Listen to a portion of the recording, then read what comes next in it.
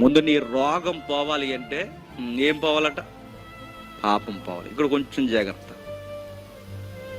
అంటే కొన్ని రోగాలు పాపం వల్ల వస్తాయా అంటే కొన్ని వచనాలను బట్టి చెప్పొచ్చు, ఏమాత్రం మోమాటం లేదు, వస్తాయి. కొన్ని పాపాలు రోగం వల్లనే కొన్ని పాపాల వల్లనే రోగాలు వస్తాయి అంటే ఎస్, కొన్ని పాపాలు రోగం వల్లనే వస్తాయి. అన్ని రోగాలు పాపం వలన రావు, అన్ని రోగాలు పాపానికి మూలం కాదు. కానీ కొన్ని రోగాలు ఉంటాయి, అవి నీకు బాగా అర్థమవుతాయి.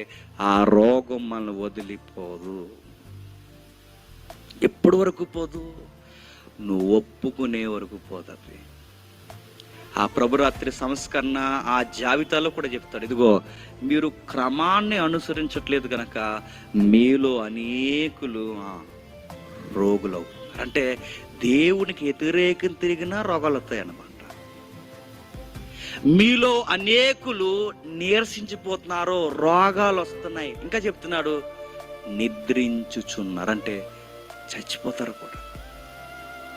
ఏదైనా పేషెంట్ దగ్గరికి వెళ్తే తీరని రోగం చేత బాధపడితే వాక్యం ఎరిగిన వాళ్ళగా మీలో ఎవరైనా పెద్ద మనుషులు వెళ్తే మోమాటం లేకుండా ఎవ్వరు లేని టైంలో ఆ పేషెంట్కి ఒక మాట చెప్పండి, అయ్యా నువ్వు ప్రార్థన చేసుకున్నావు తగ్గలేదు, పెద్దలందరూ వచ్చి ప్రార్థన చేశారు తగ్గలేదు, మేము వచ్చి ప్రార్థన చేసాం సేవకులుగా తగ్గట్లేదు. నువ్వేమనుకోనంటే నువ్వు దేవుని దగ్గర ఒప్పుకోవాల్సింది ఏదన్నా ఉంటే ఒప్పేసుకోవయ్యా అని చెప్పండి. ఏం పర్లేదని చెప్పాలి. అలాంటి నువ్వు దేవుని దగ్గర ఏదో ఒక మాట ఇవ్వు, నీ జీవితంలో ఆయన దగ్గర ఏదో కాని పని జరుగుంటుంది, దాన్ని ఒప్పుకోవడానికి బహుశా ఈ ప్రమాదం వచ్చి ఉంటుంది. అదేంటో నీకే బాగా అర్థమవుద్ది, మాకు కూడా చెప్ప. ఒప్పుకోవాల్సింది ఏదన్నా ఉంటే ఒప్పేసుకో అని చెప్పండి. దేవుడు ఏమన్నాడు తెలుసా? ముందు ఆ రోగం పోవాలి అంటే లోపల ఒక ముళ్ళు తీసేయాలి. ఆ ముళ్ళే పాపం. మనం ఏం చేస్తాం చెప్పనా?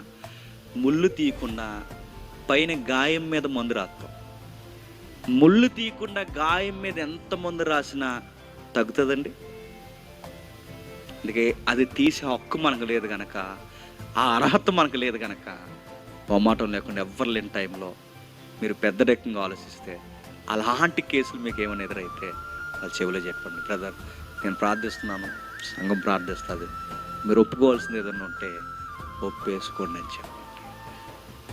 ప్రభు అందుకే అన్నాడు, ఇది దేని వలన వచ్చిన రోగం అంటే చెప్పండి, పాపం. ఈ స్వస్థత అయినా బాగా వినండి, భౌతిక స్వస్థత జరిగినా జరగకపోయినా పర్లేదు. ఏ స్వస్థత జరగాలి చెప్పండి? ముందు నీ ఆత్మకు స్వస్థత, అది పోతే కానీ ఇది పోదు. ఇది పోవాలి అంటే ముందు చెప్పండి అది పోవాలి. కొన్ని రోగాలు ఉంటాయి, ప్రార్థన చేస్తాం అనుకోండి తగ్గిపోతాయి.